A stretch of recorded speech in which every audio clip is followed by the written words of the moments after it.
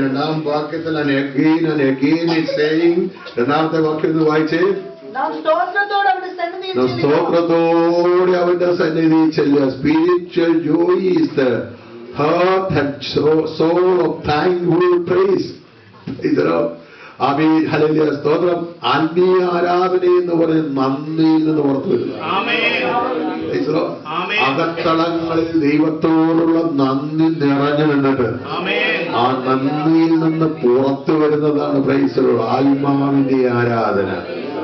It is the will of God that when we give glory to Him as a being infinitely perfect and blessed, we should at the same time rejoice in Him as our Father and King and a God in covenant with us.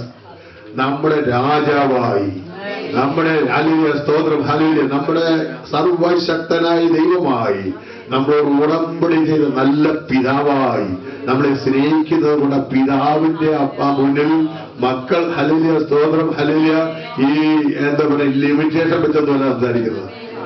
അപ്പനോട് എന്ത് തുറന്നു പറയാം? അപ്പനോട് നമ്മുടെ സ്നേഹപ്രകടനങ്ങൾ എങ്ങനെയും നമുക്ക് കാണിക്കുവാൻ പറ്റും. ഇന്നുപോലെ നല്ല അപ്പൻ നമ്മുടെ മധ്യത്തിലുണ്ടെന്ന് വിശ്വാസമുള്ള എത്ര പേരുണ്ട്? ആ അപ്പന്റെ സന്നിധിയിൽ വായിച്ചാൽ നമ്മുടെ കാലിൽ തുറന്നു പറഞ്ഞാൽ കാക്ക കുഞ്ഞുങ്ങൾക്ക് മകനെ